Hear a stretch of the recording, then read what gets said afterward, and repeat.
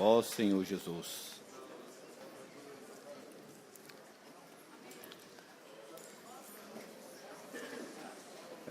Boa noite, irmãos. Eu quero dizer para vocês que Jesus é o Senhor. Também quero desejar que a paz de Cristo possa inundar cada coração nessa noite. E que através da palavra de Deus, cada casal aqui possa receber uma bênção específica para o seu casamento. Nós cremos que a palavra de Deus tem esse poder de nos abençoar naquilo que nós necessitamos. E antes de eu começar a falar, eu gostaria de, pelo fato de eu não conhecer todos vocês, eu conheço bastante irmãos aqui da igreja em Belo Horizonte, mas não conheço todos. E também não conheço quem está nos visitando. Então eu gostaria de saber quem nos visita, ficasse de pé, por favor, para a gente conhecer. Amém, glória a Deus. Ali. Amém. Obrigado, sejam bem-vindos. Quero pedir para vocês ficar à vontade, tá certo? As irmãs, se quiserem reclamar dos maridos, fica à vontade, agora é o momento. Se tiver alguma reclamação a fazer, os maridos têm o direito de permanecer em silêncio, ouvindo e guardando no coração para considerar diante de Deus. Amém. Eu também queria fazer uma oração com vocês também. Eu vou mexer com vocês, ficar mais uma vez de pé, que eu quero fazer uma oração para o Senhor abençoar vocês, para que no transcorrer da nossa leitura da Bíblia, alguns comentários que nós vamos fazer, Deus possa falar no coração de cada um. Amém? Senhor Jesus, nós te agradecemos porque nós estamos aqui e nós estamos reunidos no seu nome. Logo nós cremos que o Senhor está conosco. O Senhor se faz presente para nos abençoar, para nos iluminar, para amolecer os nossos corações, para também curar nossas feridas. Ó, e nos dá um novo começo na nossa vida conjugal. Senhor, nesse momento nós preparamos para Ti. Que o Senhor seja glorificado nessa reunião, seja glorificado nesse encontro de casais, seja glorificado nesse jantar. Tudo que foi preparado aqui nessa noite, Senhor, é para a glória e honra do nome do Senhor. Então nós queremos abençoar em Teu nome cada casal que aqui compareceu. Nós ministramos agora em nome de Jesus e declaramos abençoados todos os casais. Amém. Obrigado, irmãos. Pode assentar. Eu quero iniciar falando para os irmãos sobre o plano de Deus desde o início para os casais. Por que existe essa instituição chamada casamento? De acordo com a ótica divina, por que o homem e a mulher se unem em matrimônio? Não sei se você já perguntou alguma vez para você mesmo, por que eu casei? Certo? Por que eu casei? E o marido perguntar, eu casei com essa mulher, por que eu casei com ela? E a esposa também, por que eu casei com esse marido? E por que o casamento? Nós sabemos que o Senhor Jesus profetizou acerca dos tempos finais e Ele falou o seguinte, que a vinda dele seria como nos dias de Noé. O que acontecia nos dias de Noé? As pessoas, os homens e as mulheres casavam e davam-se em casamento. Ou seja, essa prática era uma certa distração para as pessoas daquela época. Na época de Noé, já não havia realidade do que significava o casamento. Era uma prática sem sentido, a ponto do próprio Deus, na pessoa do Senhor Jesus, falar do casamento de tal forma. Casavam e davam-se em casamento e não perceberam que Noé estava construindo uma arca e através daquela arca Deus ia salvar apenas 8 pessoas e as demais pessoas iam ser condenadas através do dilúvio. Então, as pessoas chegaram num momento que o casamento para eles estava longe do propósito para o qual Deus havia criado. Coisa sem sentido. Eu não sei qual é a opinião dos irmãos aqui nessa noite, das pessoas que nos visitam, sobre essa questão casamento. Se tem um significado para você e se tem, qual que é esse significado? Então, a Bíblia, ela vem nos ensinar. O Criador do casamento registrou para nós na Bíblia, a palavra sagrada, o que ele quis, o que ele queria quando ele instituiu o casamento, o que ele queria, qual era o plano dele para aquela época e para os dias atuais, está registrado na Bíblia. Então eu gostaria de ler com vocês, no livro de Gênesis, no capítulo 1, logo depois que Deus havia restaurado a terra, que estava sem forma e vazia, devido a um caos ocorrido anteriormente, por causa da rebelião de Lúcifer contra Deus, a terra havia entrado num estado de caos, havia muita treva, não havia vida, não havia a presença de Deus na terra, por causa do que ocorrera. Deus tinha julgado essa terra, que hoje nós estamos nela. Então Deus, Ele, que é um Deus de propósito, que tudo para Deus existe um porquê, Ele veio para restaurar essa terra, para continuar levando a cabo o seu plano, que Ele havia colocado no coração desde a eternidade passada. Então Ele veio e restaurou essa terra. A terra estava escura, mas Deus iluminou a terra. A terra estava sem a ausência de Deus, mas agora Deus estava presente nessa terra, e Ele começou a colocar tudo em ordem novamente. Amém. E depois que Deus colocou tudo em ordem, tanto na terra quanto nos céus, firmamento, Deus colocou tudo em ordem, aí Deus então veio para criar o homem, tá certo? Ele veio para criar o homem, e o versículo 27 do capítulo 1 de Gênesis fala que criou Deus, pois, o homem à sua imagem, a imagem de Deus o criou, homem e mulher os criou.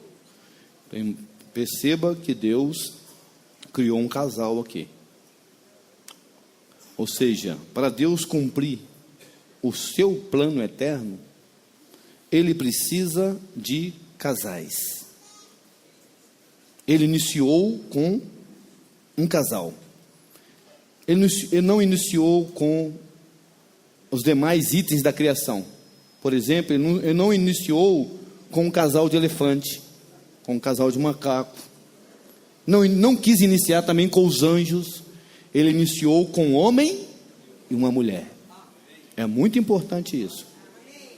Aqui já define e já corrige um monte de coisa que está acontecendo em nossos dias. O Deus Criador, dono do universo, dono do nosso planeta, Ele criou homem e mulher. Vocês dizem amém para isso? Amém. Mas fala amém mesmo. Amém ou não amém? Amém. Quem criou? Deus. O que Ele criou? Homem e mulher. E para que Deus criou homem e mulher? Aí nós vamos continuar aqui, o versículo 28 fala assim: e Deus os abençoou e lhes disse: sede fecundos, multiplicai-vos, enchei a terra e sujeitai-a, dominai sobre os peixes do mar, sobre as aves dos céus e sobre todo animal que rasteja pela terra. Então Deus aqui está dando uma comissão para esse casal que Ele criou. Deus está entregando para eles uma missão de domínio, dominar sobre a terra.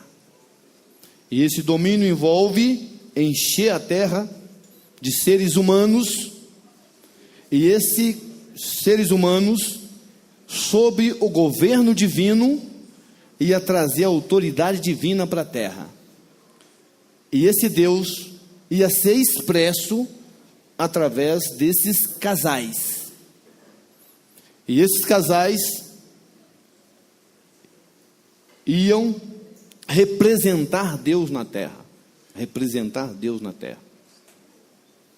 Aí, no capítulo 2, vai detalhar o que Deus falou no capítulo 1, que está narrado no capítulo 1.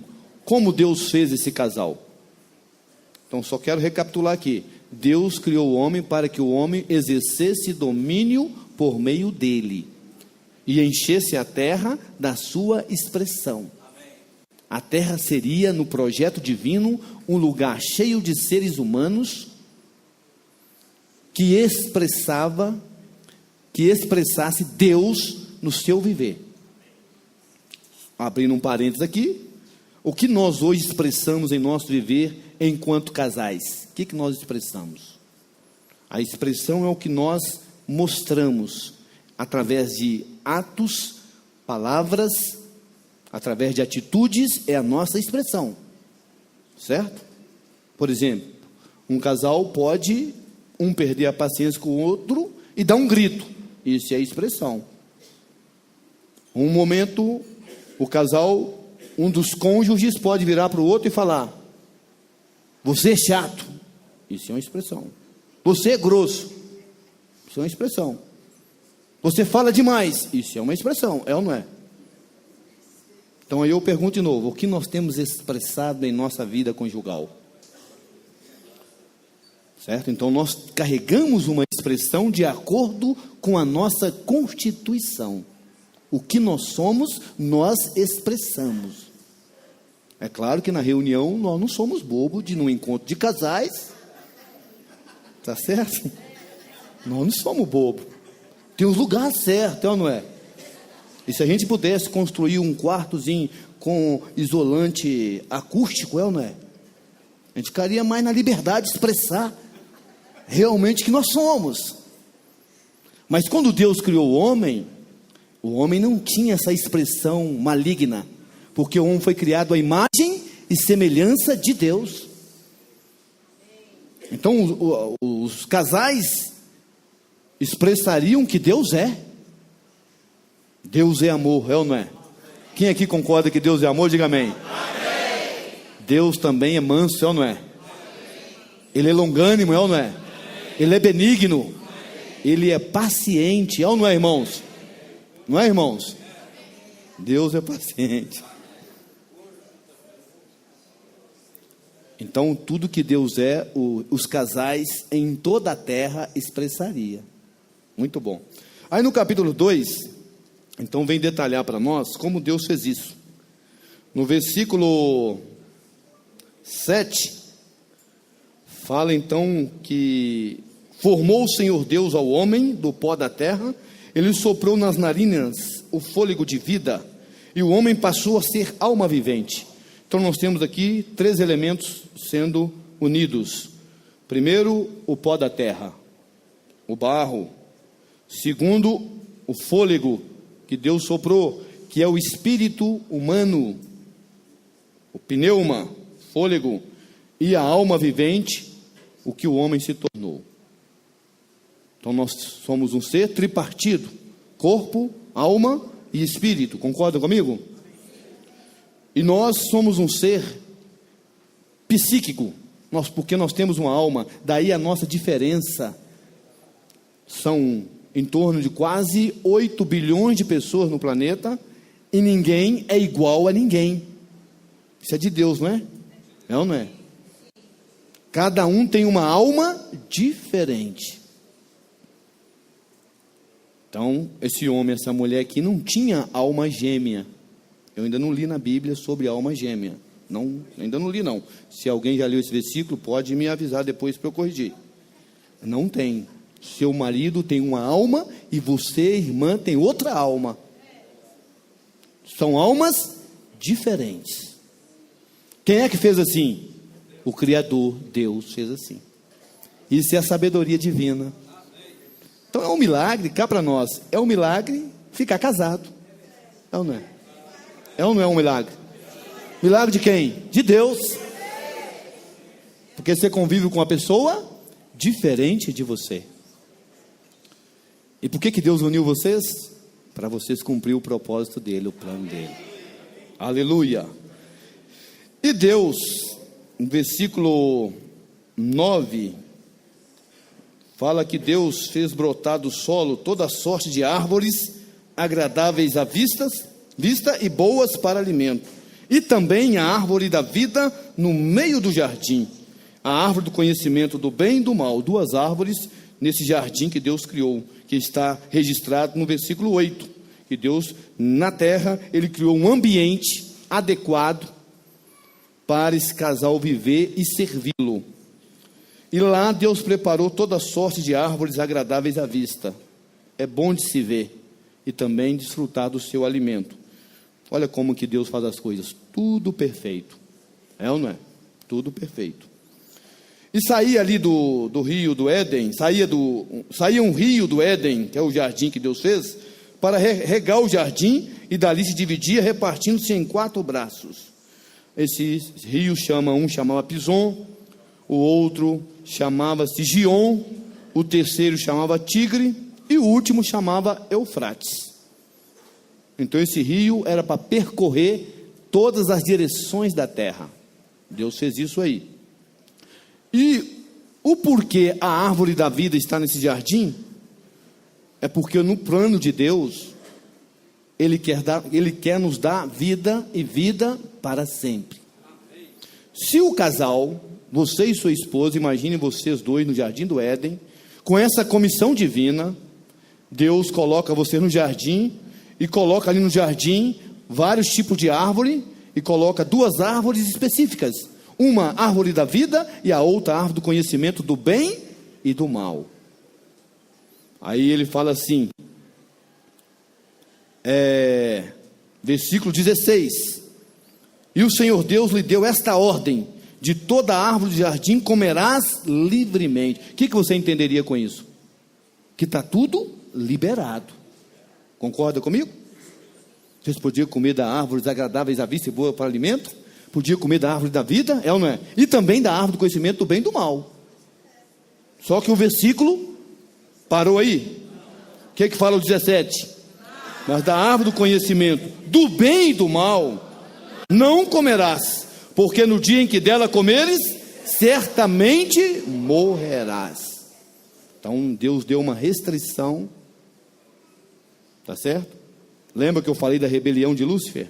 Por causa da rebelião de Lúcifer, essa árvore estava no centro do jardim, e o homem deveria prestar atenção nela e não tocar nela. Mas e a árvore da vida? O homem poderia comer? Poderia ou não? À vontade. E essa árvore da vida representa o próprio Deus, o próprio Jesus. Se o homem comesse da árvore da vida, ele viveria para sempre e expressaria unicamente a Deus. Eu quero dizer a você, irmão, que você teria a melhor esposa do mundo. Entendeu?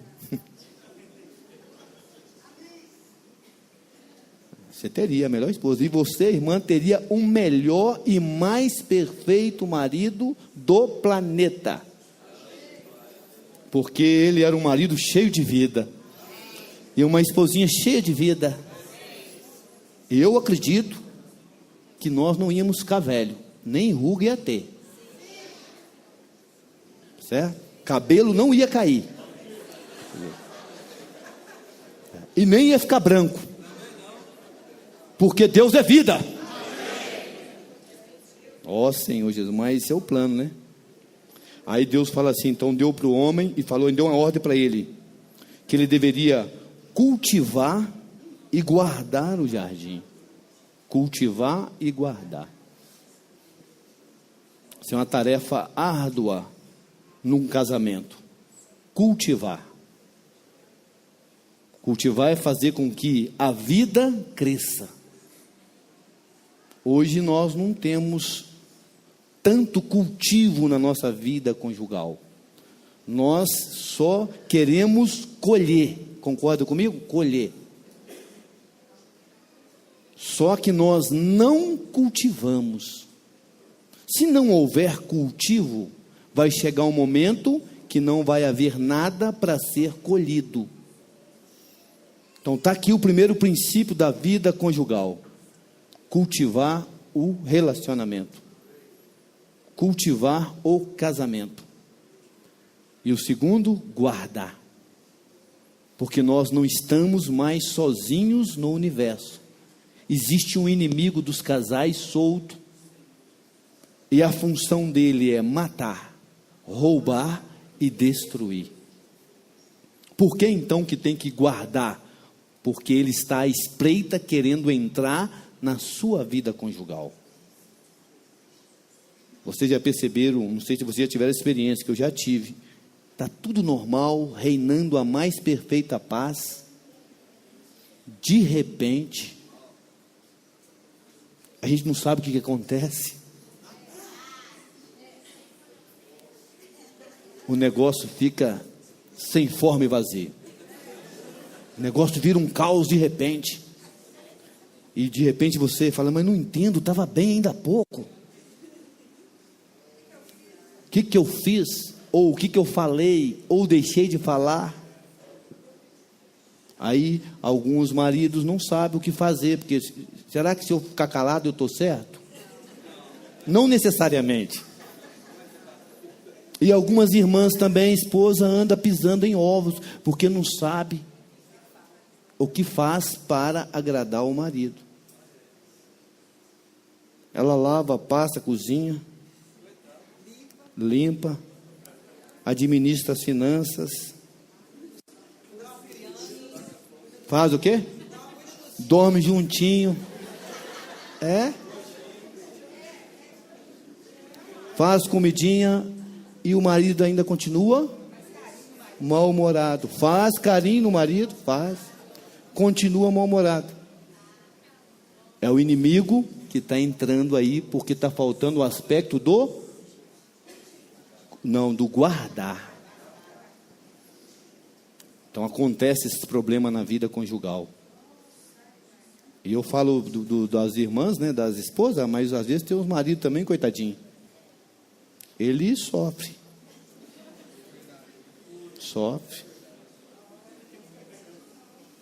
Porque está faltando os dois, que a comissão aqui é para o casal. Cultivar e guardar é para o casal. Não pode ser responsabilidade só de um.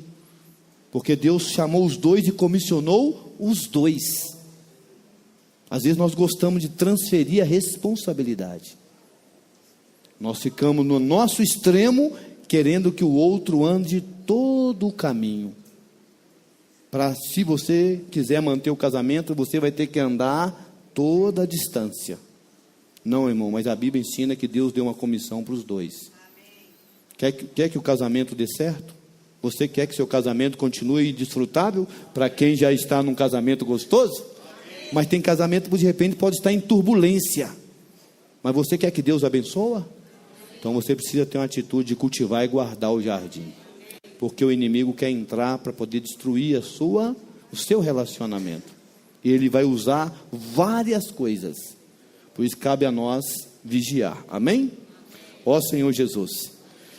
Então nesse projeto divino, não existe falha. Deus criou tudo perfeito.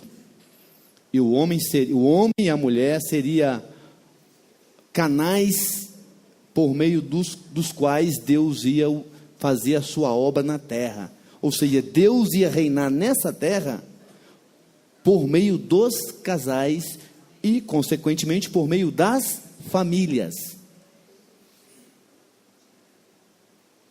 Haveria perfeita paz nesse planeta.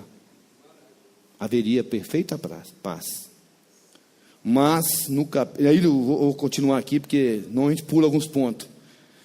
No detalhe aqui, nós vimos que Deus revelou algo do coração dele, que nós precisamos também prestar atenção. Tá? No versículo 18, fala assim: disse mais o Senhor Deus, não é bom que o homem esteja só. Aí no detalhe, Deus criou um antes do outro. Não é que assim, agora vamos criar o homem, se não der certo a gente cria a mulher, não. Já estava tudo lá na eternidade passada. É que Deus faz os negócios assim bem detalhado e Ele gosta de ver a nossa reação, como é que vai ser a nossa reação. Aí quando Ele soltou o homem, falou, primeiro eu vou testar o homem sozinho. Tá certo? Porque o homem, né, acho que por natureza ele já acha que ele é autossuficiente. Entendeu, irmão? Nós já achamos que nós conseguimos resolver tudo, é ou não é? Aí Deus criou o homem, entregou pela comissão, e ele começou então a servir a Deus sozinho. Tarefa: cultivar e guardar jardim, dar nome para todos os animais. Presta atenção. Nós damos um nome talvez aí para um gato, um cachorro, um periquito. Se chegar mais alguém, a gente tem dificuldade de arrumar mais nome para eles. É ou não é? Mas Adão, Deus criou ele com uma capacidade tal que ele deu nome para todos os animais. E ele observou uma coisa: passava só de 2 em 2, um macho e uma fêmea. Olha como é que Deus é sábio. Primeiro, tem quantos casais que são noivos ainda? Por favor, levante a mão para a gente saber se tem casais novos. Quem está tendo comunhão, levante a mão bem alto assim para a gente ver. Só as irmãs ali. Mas cadê o pessoal que vai casar com vocês? Estão. Tem 2, estão servindo. Tem mais alguém lá? Tá, entendi. Primeiro, Deus deixa vocês servir sozinhos, para vocês verem sentir a necessidade do que já está lá no coração dele. Tem que ser o casal. Alguns casos específicos pode servir sozinho, mas no projeto divino, de um modo geral, é casais. Tá certo? Se você tiver dom de ficar solteiro, Jesus, acredito que é encontro de casais, não tem nem como falar isso aqui, né? Você não tem dom de ficar solteiro, certo? Não tem. Você recebeu o dom de casar. Agora, casar para quê? Servir a Deus. Isso eu queria. O casamento tem sentido quando ele é útil na mão de Deus. Uma palavra para aqueles que nos convidam. Não sei sua experiência com Deus, mas eu creio que Deus preparou esse momento para você estar aqui nessa noite, ouvindo essas palavras, para que vocês possam também se despertar para essa necessidade. Deus criou vocês, não foi apenas para gerar filhos, trabalhar, passear, ter entretenimento, aposentar, ter netos, certo? Não, foi para servi-lo. O projeto de Deus é o homem e a mulher servindo ele. Em qual jardim? Hoje o jardim é chamado de a igreja do Deus vivo, coluna e base da verdade. O jardim nosso hoje é a igreja. E quem é a igreja? Todos aqueles que foram chamados por Deus e confessaram a fé em Jesus Cristo, compõe-se, constitui-se a igreja. Então, onde nós vamos servir a Deus? Na igreja, com os demais irmãos, fazendo o quê? Cuidando de pessoas, pregando o evangelho, ensinando a palavra de Deus, cuidando das crianças, cuidando dos irmãos da terceira idade, cuidando de outros casais. Servir a Deus é o sentido da vida de um casal. Eu não sei se tem casal aqui que está desempregado, mas eu quero dizer para você essa noite: se você está desempregado, tem vaga na igreja do Deus vivo. Deus, afinal de contas, Deus uniu você e seu marido, você e sua esposa, para esse propósito, servi-lo. Ó Senhor Jesus. Eu vou até ler um versículo na Bíblia.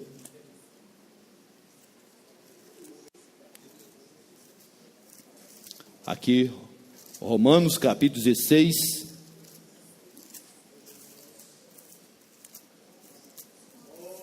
Amém. Senhor Jesus. Tem um casal aqui, sabe o que eles estão fazendo?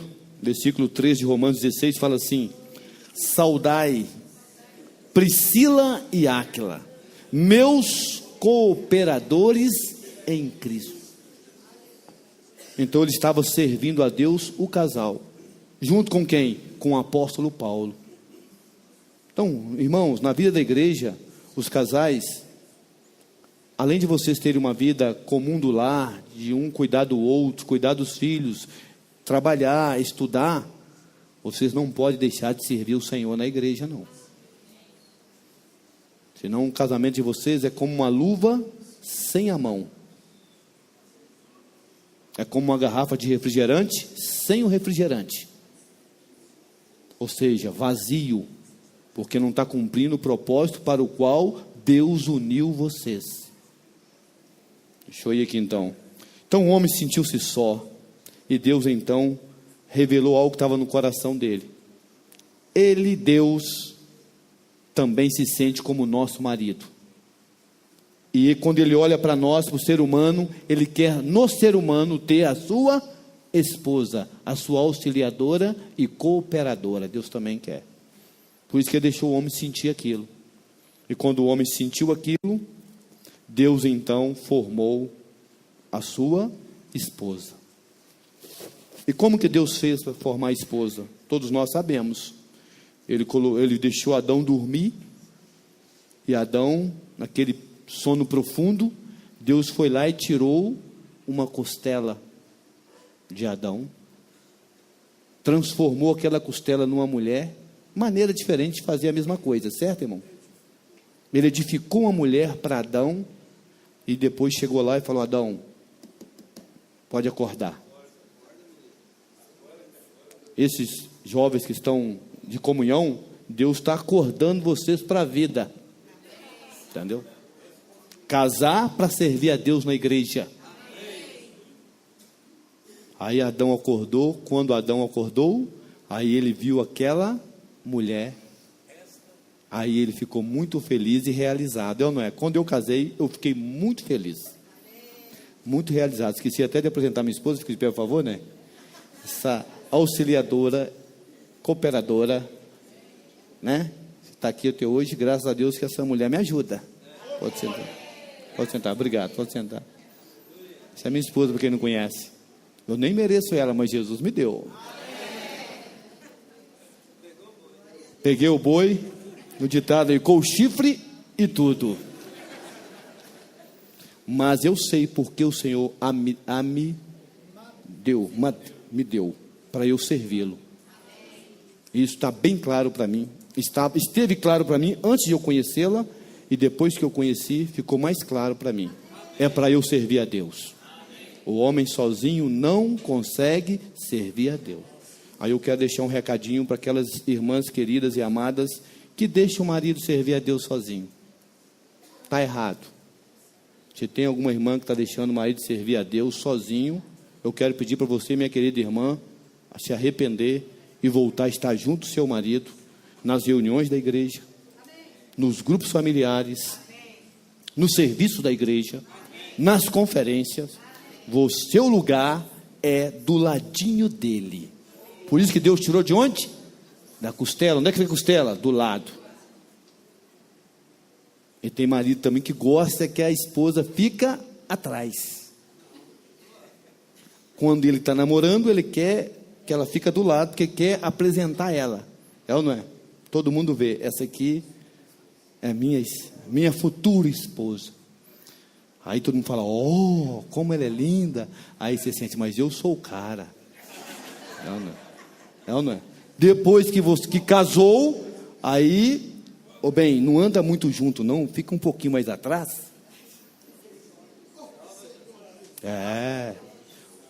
Eu quero pregar o evangelho. Não, mas lá tem que pregar o evangelho, lá é perigoso, tem leão, tem onça, igual lá na África, né, Delvão?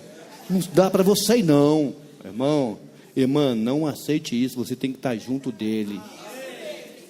Tem que servir junto com ele. Então o Adão falou: esse aqui afinal é osso dos meus ossos, carne da minha carne, é a minha varoa, porquanto do varão foi tomada. Aí o Senhor então usou Moisés para falar assim: por isso deixa o homem pai e mãe e se une à sua mulher, tornando-se os dois uma só carne. Olha que maravilha. Os dois tornando-se uma só carne, porque já se tornaram um só espírito. E vão entrar num processo de se tornar uma só alma. Unidos de alma. Casamento não é só união de corpos. Tem a união espiritual e até a unidos de alma na mesma disposição mental. Por isso que é muito importante os casais serem unidos na alma para poder servir o Senhor. Ó Senhor Jesus. Então esse é o plano de Deus. Vocês gostaram do plano de Deus? Amém. Gostaram ou não? Amém. O plano de Deus não é perfeito? Deus cria alguma coisa errada? Mas sabe o que a palavra de Deus fala? Eclesiastes 7:29.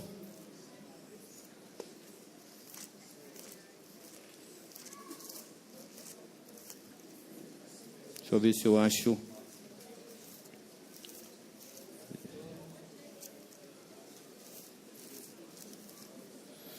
Ó Senhor Jesus. Eclesiastes 7, versículo 29 fala assim: eis o que tão somente achei, que Deus fez o homem reto, mas ele se meteu em muitas. Hoje o ser humano culpa a Deus do que o planeta se transformou, é ou não é? Mas aqui está dizendo que Deus criou tudo perfeito. É o homem, no sentido de ser humano, é que se meteu em muitas astúcias. Qual foi a astúcia que o homem se meteu? Capítulo 3 de Gênesis, olha aí.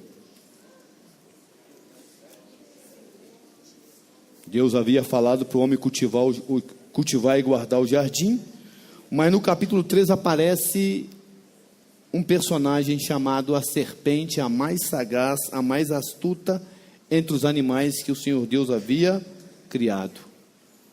E o diabo, Satanás, Lúcifer, se personificou nessa serpente e entrou no jardim. E ele foi atrás da mulher. Ele foi atrás da mulher. E a mulher dialogou com a serpente. E a serpente prometeu para ela coisas profundas. Ela seria conhecedora do bem e do mal. Lembra que Deus falou para não mexer exatamente com essa árvore? Qual é a árvore que a mulher sentiu atração? A árvore do conhecimento do bem e do mal. Ela não buscou a árvore da vida, mas ela buscou a árvore do conhecimento do bem e do mal. Ó Senhor Jesus. Resultado, nós sabemos que ela comeu do fruto, e não sabemos como se processou, mas o marido também comeu do fruto. E desobedeceram a ordem divina. Olha, irmão, hoje nós estamos no Brasil. O Brasil tem muitas leis, é ou não é? É difícil para nós, não é verdade? De tanta lei. Você vai estacionar o carro, está lá um E assim cortado, não pode. Você pega uma fila no banco, não, essa aqui é para a terceira idade, está na fila errada. São muitas leis que nós temos. Mas no jardim só tinha uma. Só tinha uma lei lá. E esse casal conseguiu transgredir a única lei que tinha no jardim, que era não comer da árvore do conhecimento do bem e do mal.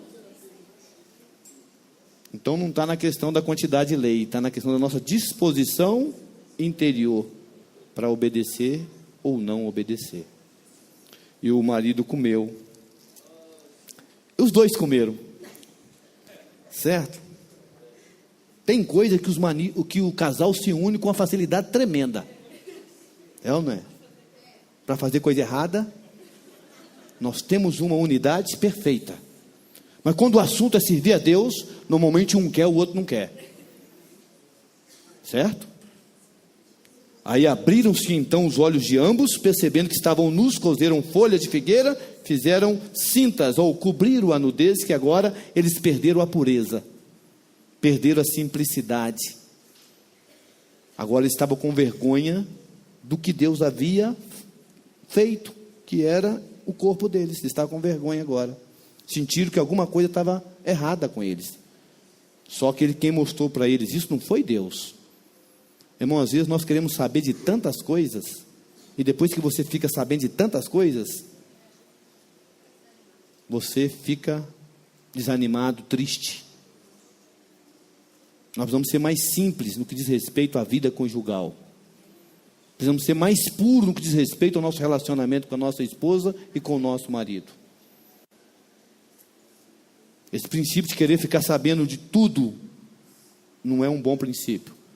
E mais, sabe quem é dono do seu marido, quem é dono da sua esposa? Deus. Sabe quem é responsável pelo seu cônjuge? Deus. Guarde o seu coração de querer ficar sabendo de tudo. Hoje nós temos muitas informações, mas já reparou que nós estamos nos distanciando do convívio humano? Nós sabemos um monte de coisa, mas marido e mulher hoje têm até dificuldade de se tocar. É cada um para o seu canto. Não se faz mais um cafuné. A tendência nossa, cafuné no smartphone, meu amigo. Não é verdade? Você está quase furando o vidro do seu celular já, aquela película. Mas o maridinho está lá, coitadinho. Não é? Como o Reinaldo falava, o maridinho está lá. Igual um pinto na chuva. Triste. Ou não é? E a esposa às vezes também está lá doida para receber um carinho. Não é verdade, irmãs? Um carinho. Qual foi a última vez que seu marido passou a mão no seu cabelo? E já vai começar a tomar soco nos olhos aí agora.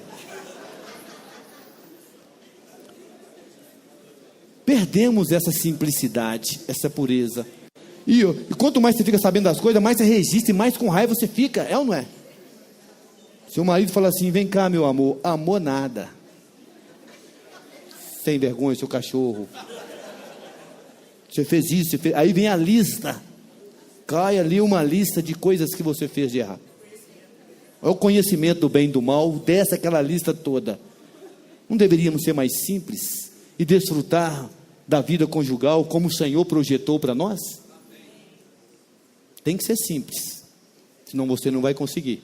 E toda hora você olhar para sua esposa procurando um defeito, eu quero dizer que você vai achar.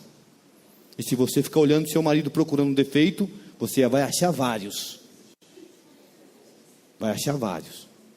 Só não achava quando estava namorando. Os outros falavam: isso aí é fria. Você não via não, é ou não é? Isso aí não vai que é fria. É canoa furada. Fala: não, mas eu gosto de canoa furada mesmo. Não é assim ou não é assim? Fala a verdade. O quarteirão inteiro está falando para você não entrar, mas você entrou. Ó Senhor, o inimigo estragou o casal aqui. Entrou um elemento no homem muito mal e fez com que o homem se tornasse má. Quando eu falo homem, no sentido homem e mulher. Agora nós temos muitos problemas. Certo? Nós temos muitos problemas. Depois eu falar desse problema para você, se der tempo. Muito bom. Aí, Deus chegou, quando Deus foi ter comunhão com o homem, porque todo dia Deus vinha ter comunhão com o casal. Todo dia Deus quer um momento, que tenhamos um momento de comunhão com Ele, e não é só o homem sozinho, nem a mulher sozinha. O correto é o casal ter um tempo para orar junto. Deus vinha ter comunhão aqui na viração do dia, não era só com Adão, era com o casal. Qual foi a última vez que você orou junto com a sua esposa? Você vai falar assim: quando meu filho ficou doente, minha filha ficou doente. Deveria ter momentos de oração todos os dias. Aí, Deus encontrou eles? Não encontrou não. Sumiram, esconderam entre as árvores do jardim. Aí quando Deus procura aqui, quem que ele procura? Versículo 9: chamou o Senhor Deus ao homem e lhe perguntou: onde estás? Aí eu quero dizer para você, irmão, a sua esposa pode ter muitas falhas, entendeu, Ricardo? Mas sabe quem que é a culpa? Quem é que Deus vai chamar na responsabilidade? Quem que Deus vai chamar? O homem. Oi? A culpa é do governo, é isso aí. O homem representa o governo de Deus. Foi dada uma ordem para nós, irmãos, de cultivar o jardim, guardar nossa casa, guardar o nosso casamento, liderar nossa família para o reino, proteger a nossa família da influência do mundo, santificar nossa esposa com a água da palavra, conduzir os nossos filhos no temor do Senhor. Foi dada essa incumbência para nós. A esposa tem as suas responsabilidades, mas Deus aqui chamou o homem, a responsabilidade foi do homem. E Deus procurou o homem. Aí, quando Deus chama ele, Adão, onde estás? Ele fala, olha, eu ouvi a tua voz do jardim, porque estava nu, tive medo e me escondi. Quando a gente está errado, duas coisas, medo e nós nos escondemos. Esconder é não querer enfrentar os problemas, enfrentar as consequências. Escondeu. Aí, e a voz de Deus nos expõe, é ou não é? A voz de Deus nos expõe. O que o homem falou para Deus? O Senhor perguntou, quem te fez saber que estava nu? Comeste da árvore que te ordenei que não comesses? Então disse o homem. O que o homem falou aí? Quando está tudo bem, esse é o osso dos meus ossos, é ou não é? Quando está uma coisa errada, é a mulher que tu me deste. Isso vale para nós dois, né? Vale para o marido e a mulher. Quando está bem, oh, que maravilha. Quando tem pepino para descascar, certo? A culpa é da mulher. E aqui ficou um jogo de empurra, né, irmão? A culpa é da mulher, falou para a mulher, a culpa é da serpente. No resultado, irmão, Deus falou uma palavra para as mulheres. Para a serpente primeiro. O que Deus falou para a serpente? Visto. Qual que é o versículo que estão lendo aí? O 14.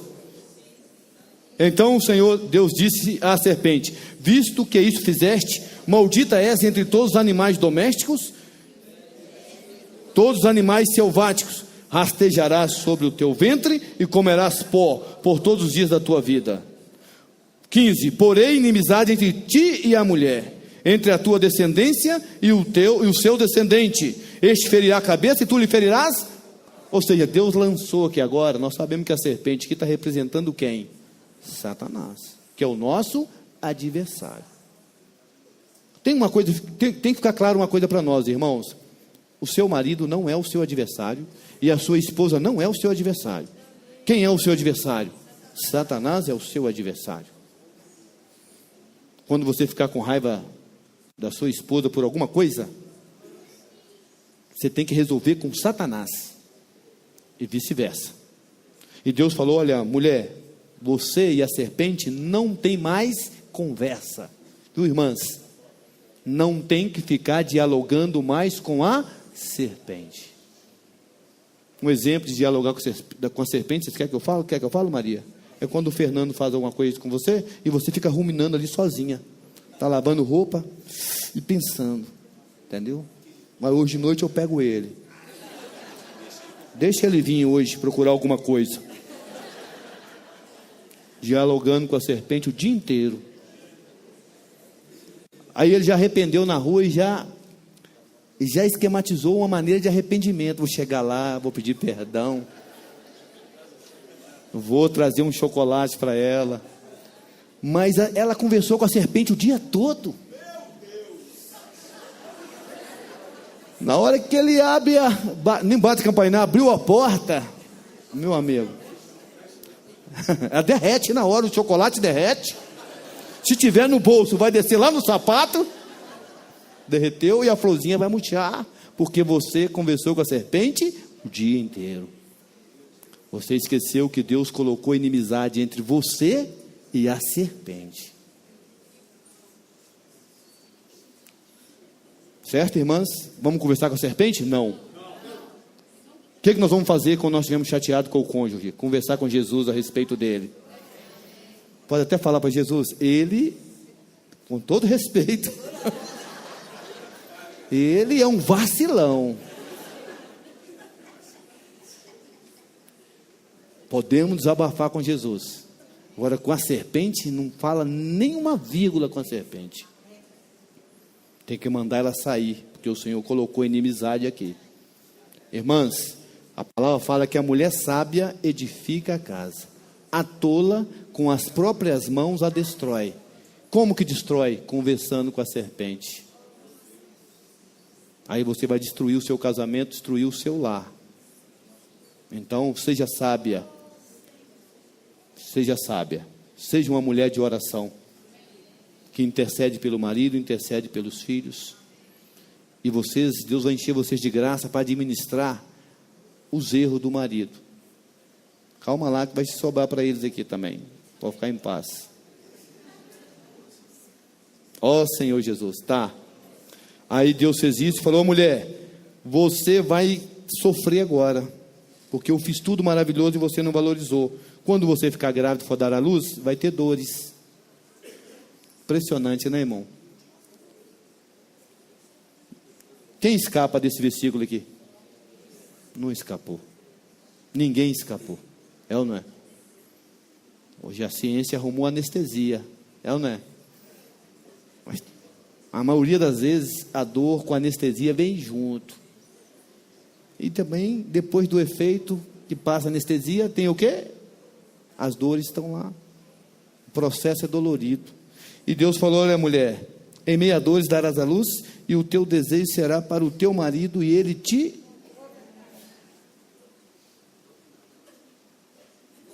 O casamento tem esse negócio aí. Mas tem uma tradução que fala assim, que você, mulher, seguirás tentando influenciar o teu marido. Qual mulher que não tenta influenciar o marido pode levantar a mão, que não tenta influenciar ele? Eu posso falar de carteirinha. Até para dirigir, eu vou parar aqui, por que você não para ali? Eu não estou mentindo, né? Vou virar para a esquerda, por que você não vira para a direita? Certo? Vou gastar 10, por que você não gasta 15? Esse caminho é mais longo, que não sei o que, eu te falei, vai falando, vai falando, vai falando. E se tem uma coisa poderosa na mulher, é as cordas vocais. Não é? Pode falar, que não fica nem rouca. Ela nos ganha no cansaço.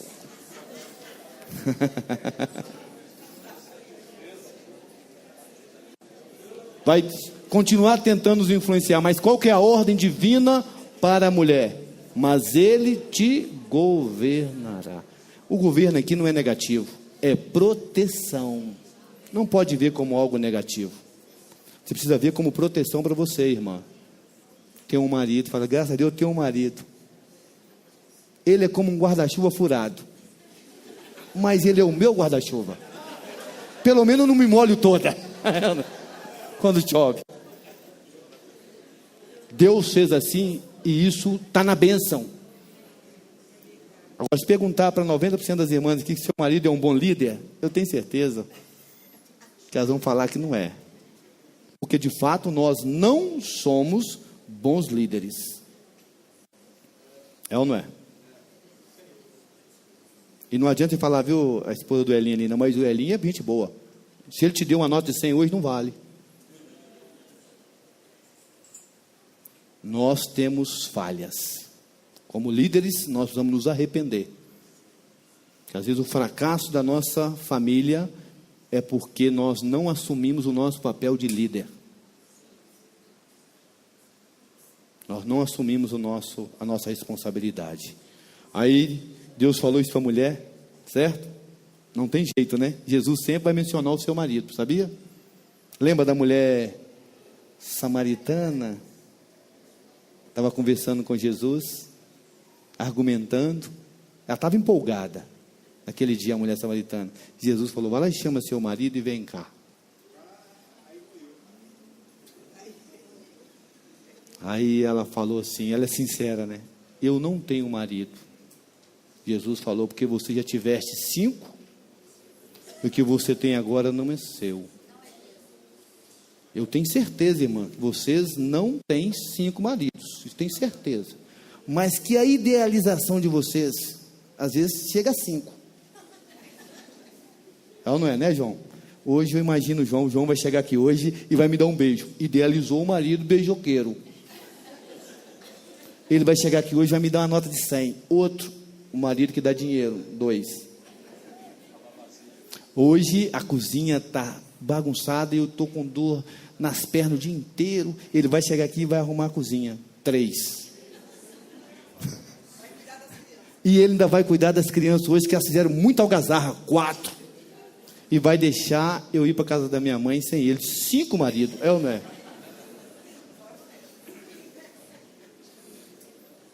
Não acontece isso? Oh, perdão. Acontece. Mas o Senhor fala, o seu marido. Ela chama o seu marido. Então, irmão, nós estamos dentro de uma esfera de proteção. Viu, irmãs?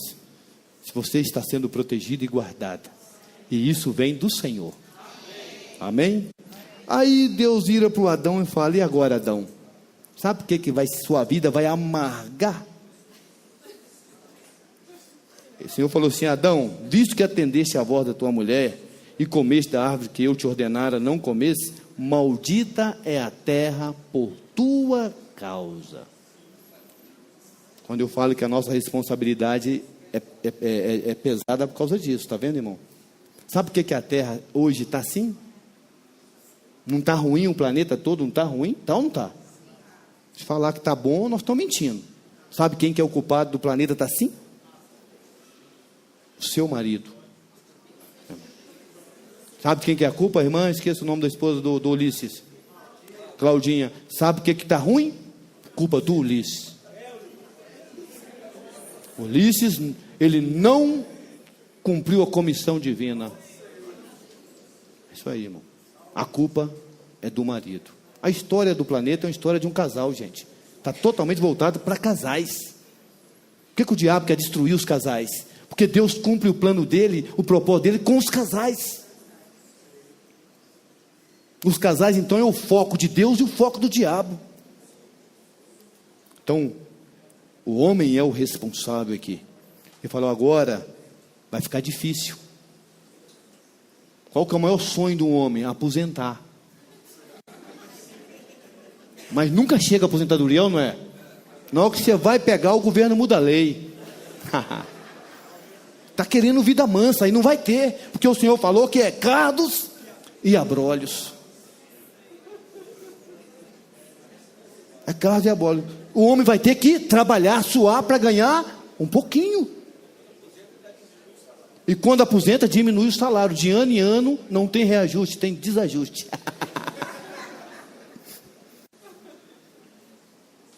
Por causa da queda.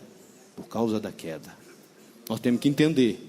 Deus não é culpado de nada. O homem escolheu o que ele está colhendo hoje.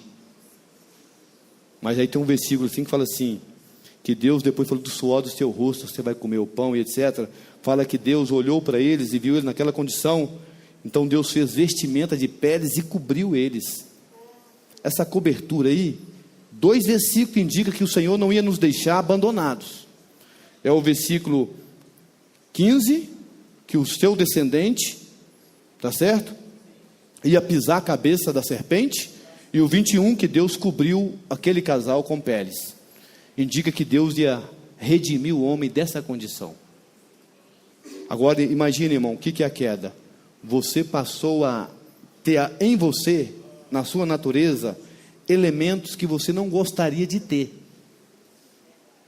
Não sei se vocês vão conseguir me entender, mas quando eu ler alguns versículos, talvez vocês me entendam. Eu vou pular aqui para Romanos capítulo 7. Paulo fala assim, que depois da queda, o homem passou a ser controlado por 2 leis em seu interior. 2 leis. E uma lei externa a ele. 2 interiores e uma exterior. Romanos 7 fala assim, sobre a lei que está no nosso interior. Versículo 23 fala assim, mas vejo nos meus membros outra lei que guerreando contra a lei da minha mente. Certo? Versículo 22 fala: porque no tocante ao homem interior, eu tenho prazer na lei de Deus. A lei de Deus é a palavra de Deus. A lei de Deus é a palavra de Deus. É o que Deus determinou para nos conduzir conforme a sua vontade, a sua palavra. E nós que cremos na palavra de Deus, a nossa mente concorda com o que Deus disse.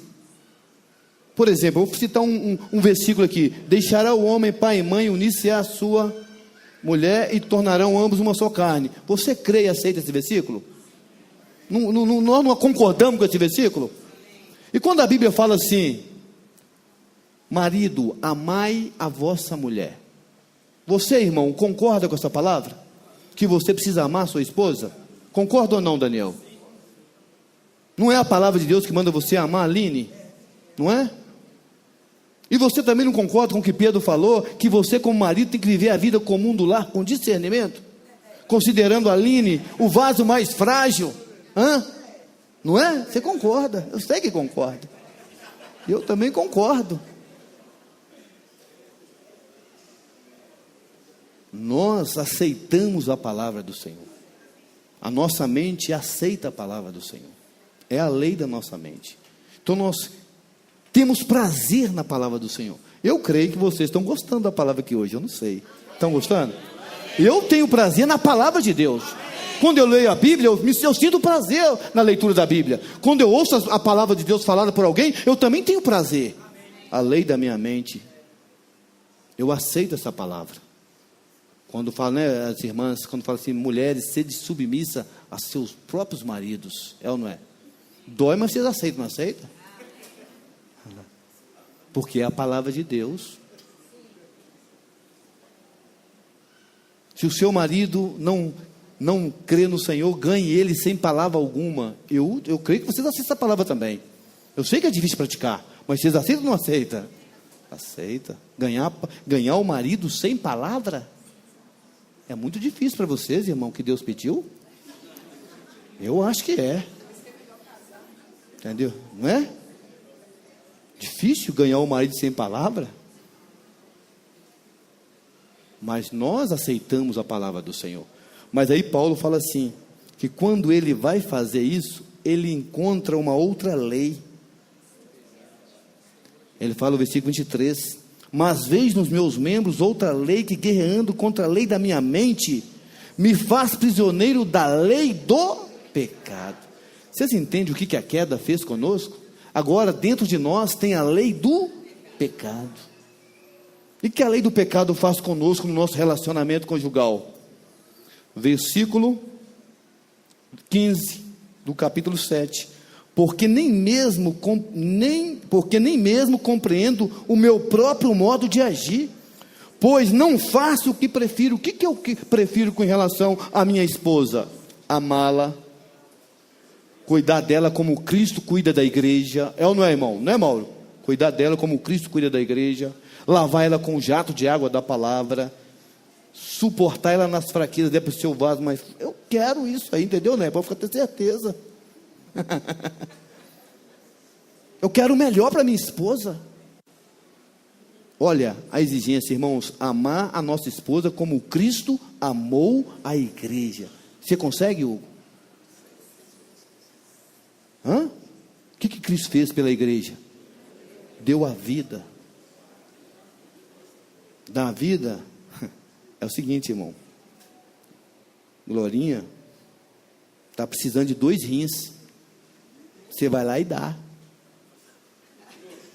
Lá 1 ele dava, tranquilo. 2 ele já ficou na dúvida.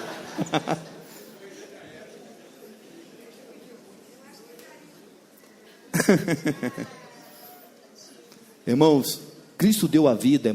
Isso é o padrão divino. Dar vida pela nossa esposa.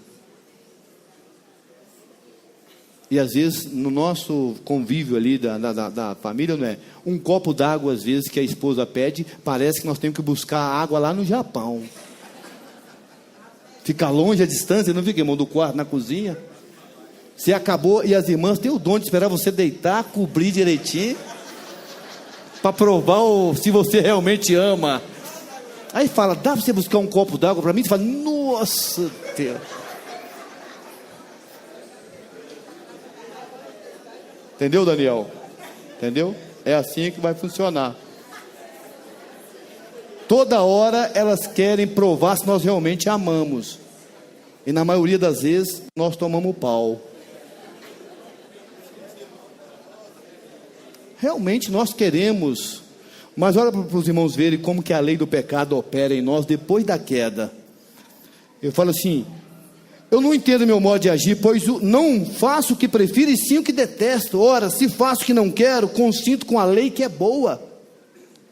Ou seja, a palavra de Deus é perfeita, inspirada pelo Espírito. E no versículo 14 de Romanos 7, fala que a lei ela é espiritual. Mas nós somos o quê? Carnais.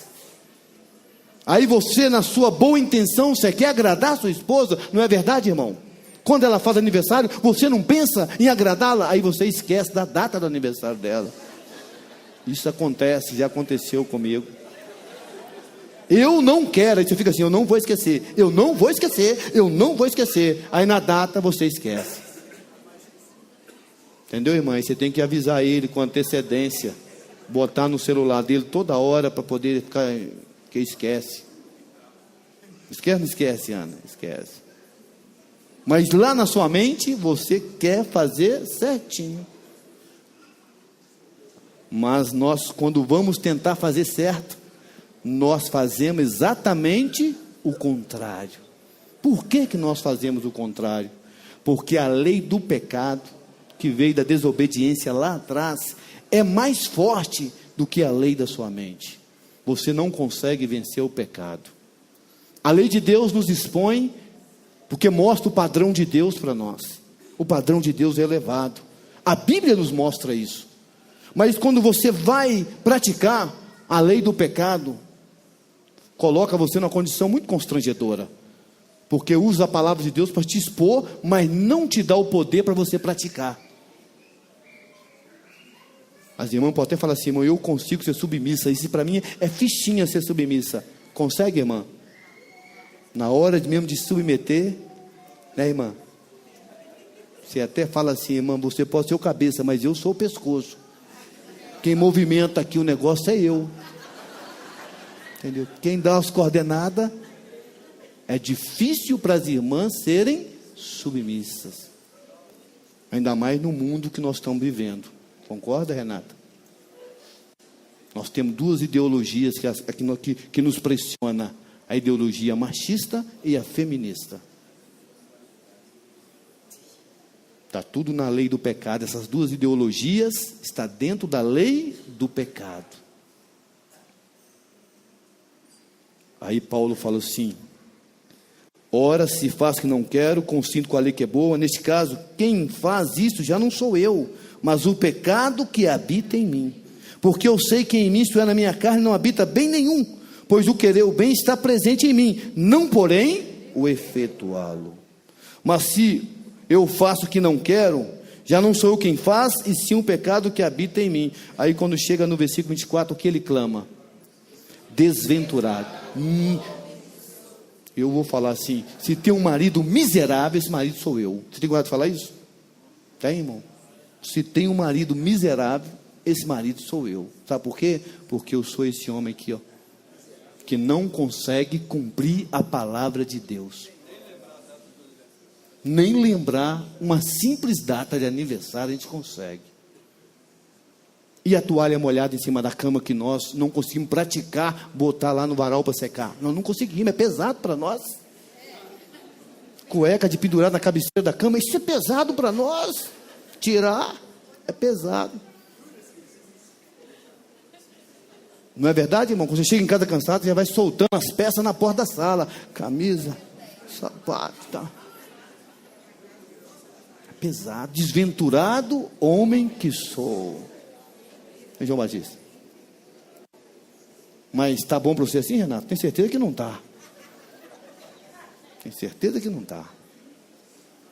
Está bom para você, irmã? Tá não. Nesse homem aí, está bom para você? Te agrada? Não. Ana e Arnaldo. Não sei se a Ana já é muitos anos de casado, né, Ana? Mas o Arnaldo ali, 40 anos de casado. E acostumou com o velho homem do Arnaldo ou não? Até o Maurício acostumou com o velho homem dele. A Ana é vencedora, viu, Arnaldo? É difícil, irmãos. Agora, como então, já que nós caímos numa situação dessa, qual que é o caminho para nós nos livrarmos dessa experiência tão amarga? Aí Paulo, no capítulo 8, fala assim, agora já... No versículo 25, ele fala, graças a Deus, por Jesus Cristo, nosso Senhor, de maneira que eu, de mim mesmo, com a mente, sou escravo da lei de Deus, mas segundo a lei, a carne, da lei do pecado. Aí ele fala assim, versículo 1 do capítulo 8, agora, pois, já nenhuma condenação há para os que estão em Cristo Jesus. Não adianta nós tentarmos fazer as coisas, praticar a doutrina independente de Cristo. Aí ele fala assim, porque a lei do Espírito da vida em Cristo Jesus te livrou da lei do pecado e da morte. Qual que é? A lei do pecado é mais forte que a lei da nossa mente, mas a lei do Espírito da vida é mais forte do que a lei do pecado. Agora, é possível ser submisso ou não? É, porque nós temos a lei do Espírito da vida. É possível amar nossa esposa? É, porque nós temos a lei do Espírito da vida. É possível ter uma humanidade elevada? É. É possível ser um bom marido. E é possível ser uma boa esposa. Nós não podemos mais falar assim, olha, não sou eu quem faz, mas é o pecado que habita em mim.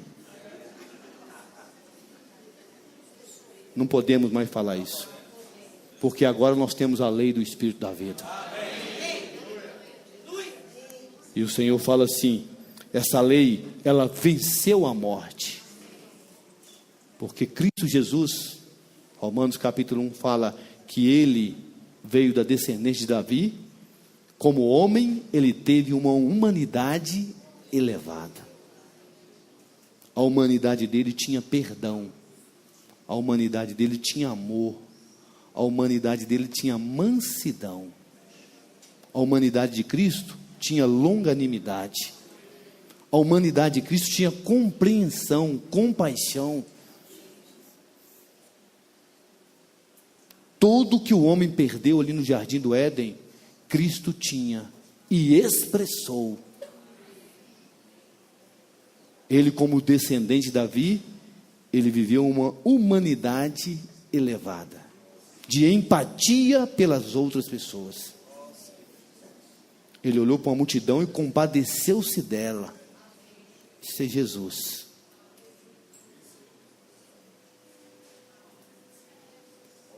E esse Jesus, um dia ele morreu no seu lugar. Sabe por que ele morreu no seu lugar? Porque lá no Éden, aquele casal foi expulso da presença de Deus por causa do pecado. E o salário do pecado é a morte. Mas Deus é amor. Deus é santo, Deus é justo. Como Deus poderia condenar um homem se ele ama esse homem? Como que ele poderia condenar um casal se ele ama esse casal?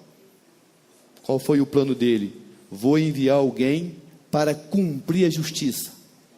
Nessa pessoa eu vou julgar todos os casais. Eu vou cumprir minha justiça nessa pessoa. Quem foi essa pessoa que morreu no lugar de você como casal?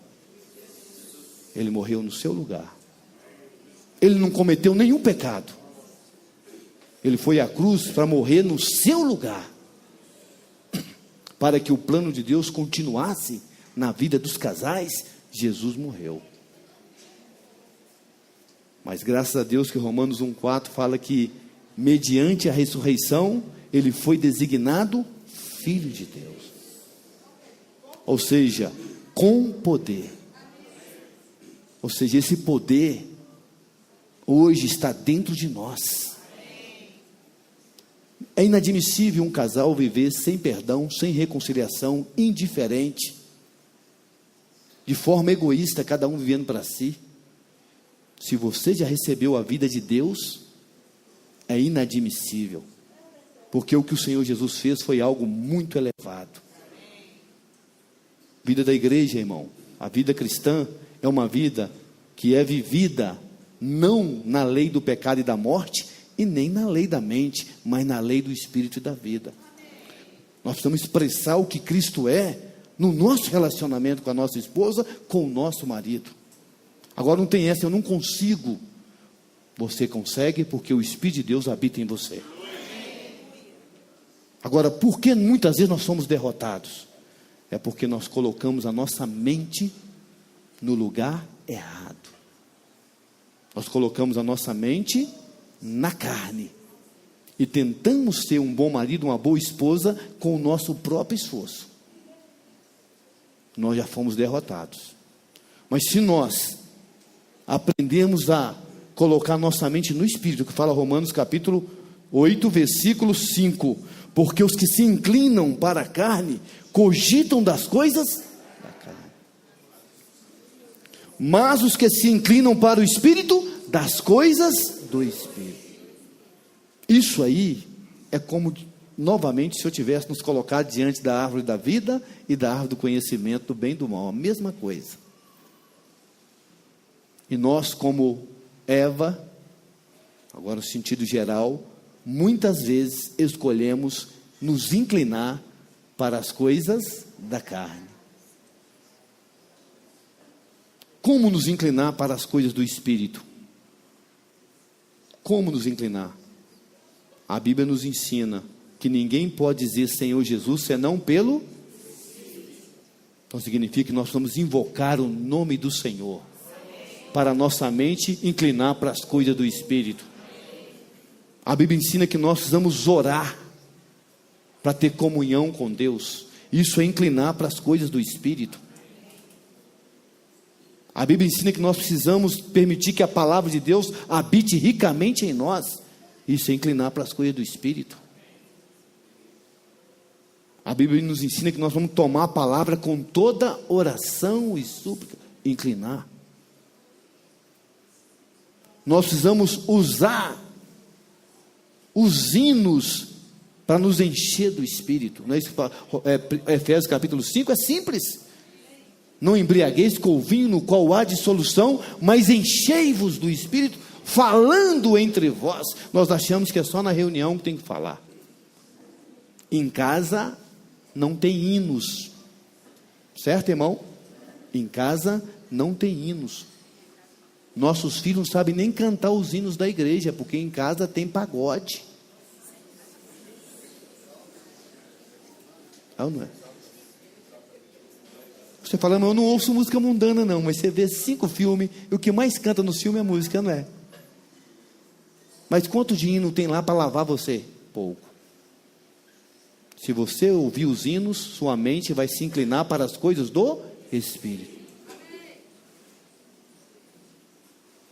Então nós vamos buscar as coisas do Espírito para que a nossa mente seja inclinada. É assim que nós, o poder que Deus operou em Cristo, fazendo-o ressuscitar dos mortos, vai operar no seu casamento. E quando esse poder operar no seu casamento, as raízes de amarguras vão embora. Perdão será liberado. As tristezas vão embora. Aquele relacionamento frio e indiferente também irá embora. Aquela rotina pobre da humanidade de Cristo vai embora. Irmãos, o Evangelho é o poder de Deus. Você crê que o Evangelho é o poder de Deus na sua vida? Na sua vida conjugal? O Evangelho pode transformar a sua vida conjugal? Eu não sei qual que é a sua tribulação, qual que é o seu sofrimento. Mas normalmente os casais passam por muitas etapas, é ou não é? Muitas fases. E muitos se tornam desgastados no relacionamento, a ponto de um não conseguir mais olhar para a cara do outro. Chegar nesse ponto significa que você viveu muito em você mesmo. Mas, irmãos, a lei do Espírito da vida está aqui para te salvar. A lei do Espírito da vida está aqui para transformar você. Por meio do Espírito de Deus, Deus está transformando os casais. E Ele está nos conduzindo à plena filiação. Casais maduros, porque Deus ainda quer usar vocês na igreja. Hoje nós temos 2 problemas na vida da igreja. Um é a falta de casais maduros que são guiados pela lei do Espírito da vida. Tem, mas é raro. Casais que são guiados pela lei do Espírito da vida, que deveria ser os casais mais maduros. E também nós temos casais que são novos. Talvez aí 1 ano de casado, 6 meses, 1 ano, 2 anos. Esses casais não querem ouvir os casais mais maduros, não querem aproveitar a experiência daqueles que já andou uma caminhada mais longa na presença do Senhor. Quando eles têm problema, esses casais mais novos, eles procuram outros casais igual a eles. Certo? Como que se resolve esse problema, meu irmão? Olha, comigo é assim. Aí você dá aqueles conselhos mais fora do Espírito, contra a vontade de Deus.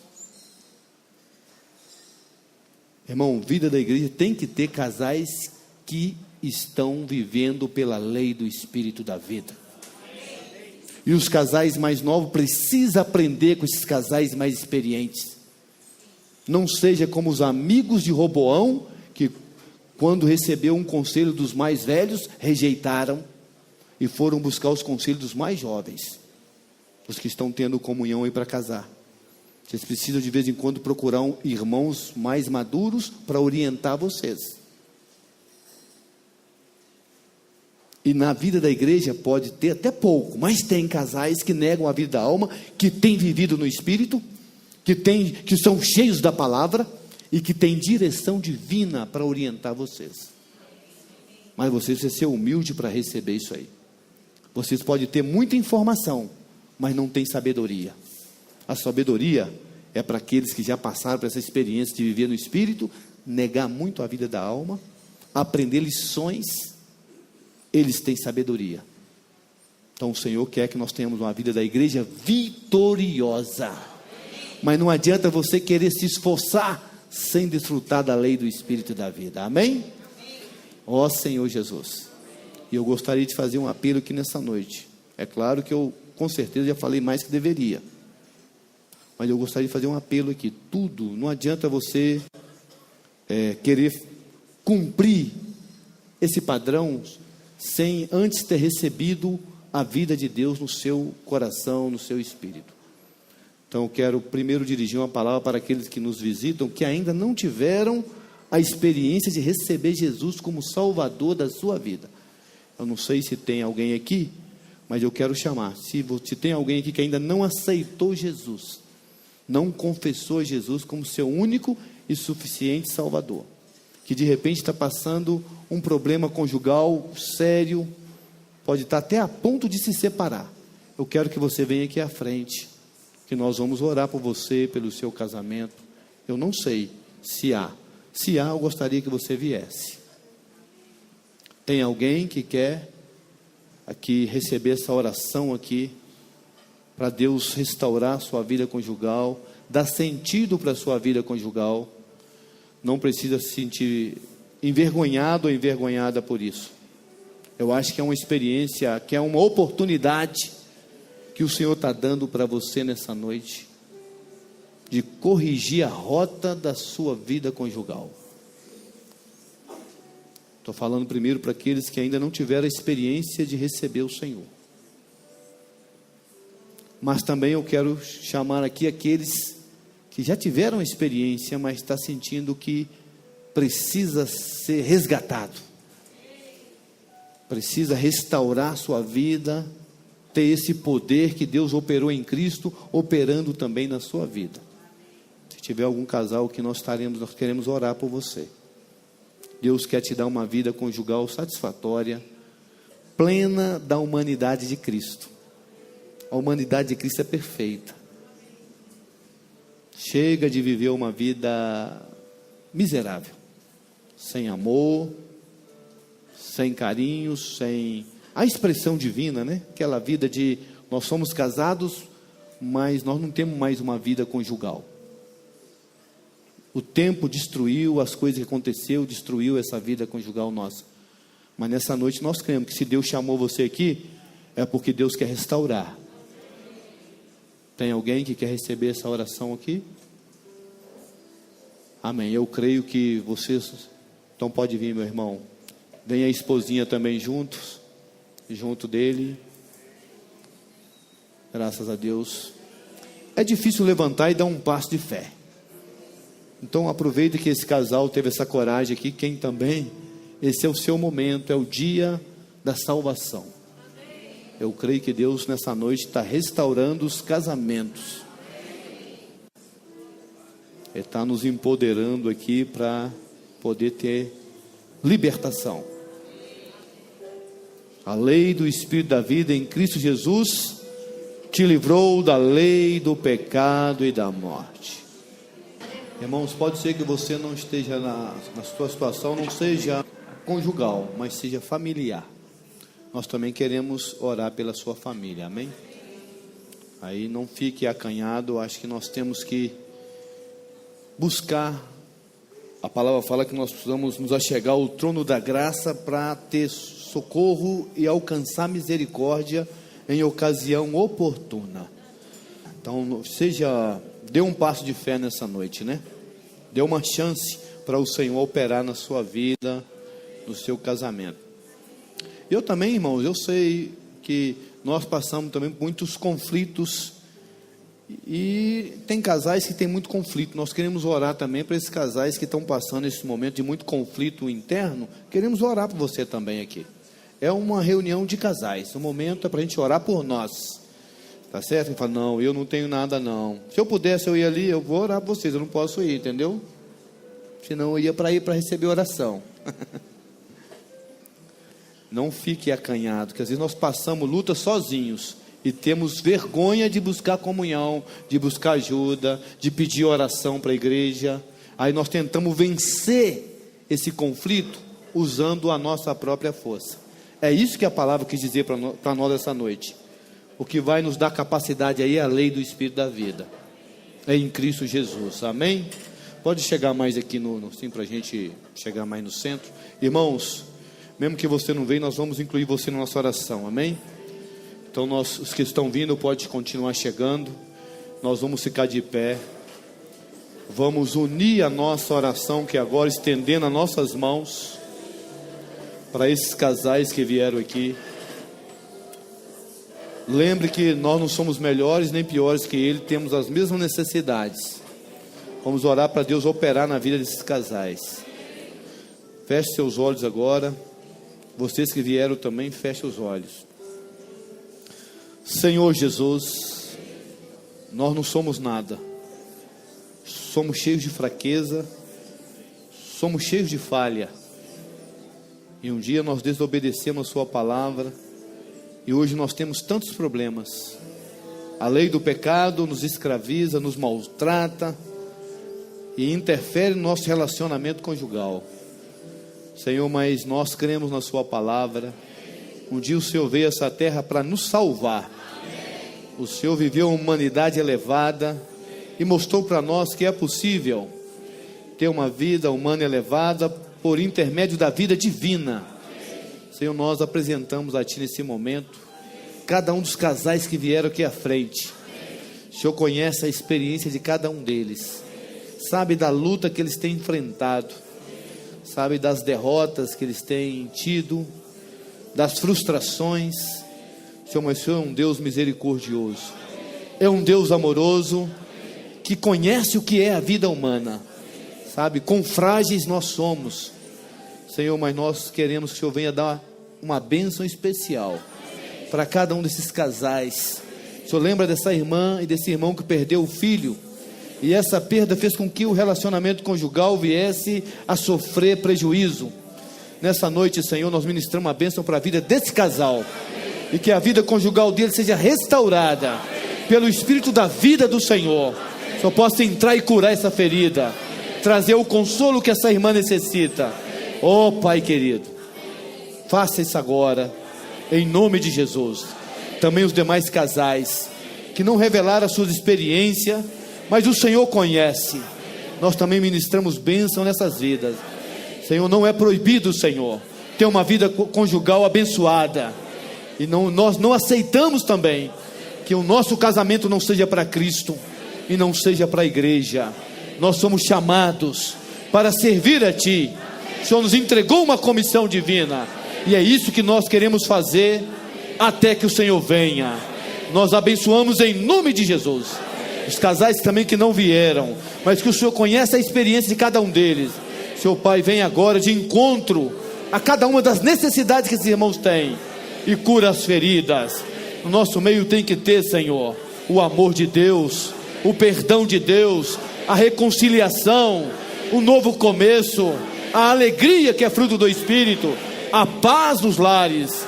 Ó Pai, em nome de Jesus, amém, Senhor, nós abençoamos e determinamos aqui essa vitória, que o Senhor nos chamou para Te servir, e nós vamos estar liberados para servir a Ti. Amém, Senhor, amém, aleluia.